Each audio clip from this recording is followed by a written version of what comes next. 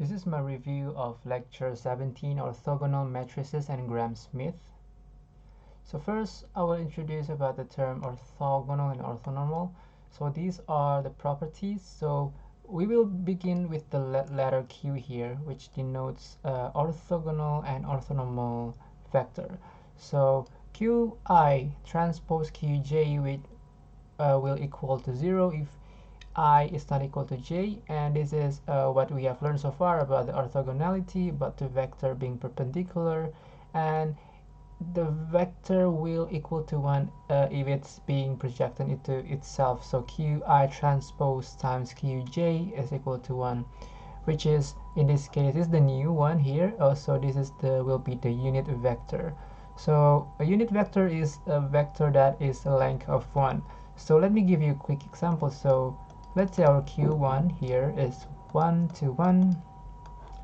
Q2 here is let's see how to make it orthogonal to, let's give the -1 here. Okay, so Q1 transpose Q2 will be 0, which means they will be orthogonal, but they are not in the unit vector yet, so you have to divide it by the length. So 1 over 1 2 square plus 1 5 6, I believe,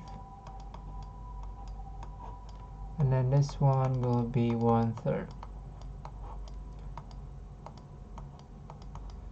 So if you create a big matrix Q with this 2-column vector, you will have the matrix with orthonormal columns.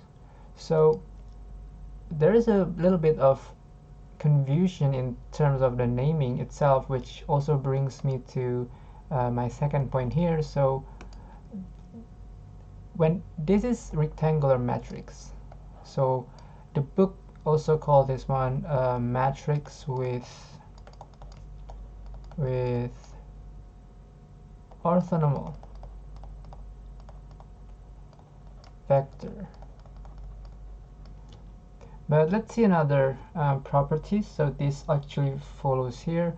So the Q transpose Q actually will be the identity, because you can imagine this property will apply here, and then you will left with 1 in the diagonal form. And then the book also mentioned that if the case when the Q is square, well, the Q transpose will equal to Q transpose Q, and this will be identity. Now when Q is square, this one is really special because we also have this property like here, which is the Q transpose is equal to the inverse of Q. Let me delete that quickly. And the book refer this as the matrix being orthogonal. So this is called orthogonal matrix. Now let's establish a term here. So the orthogonal matrix, if I can spell correctly, is the matrix in which it is square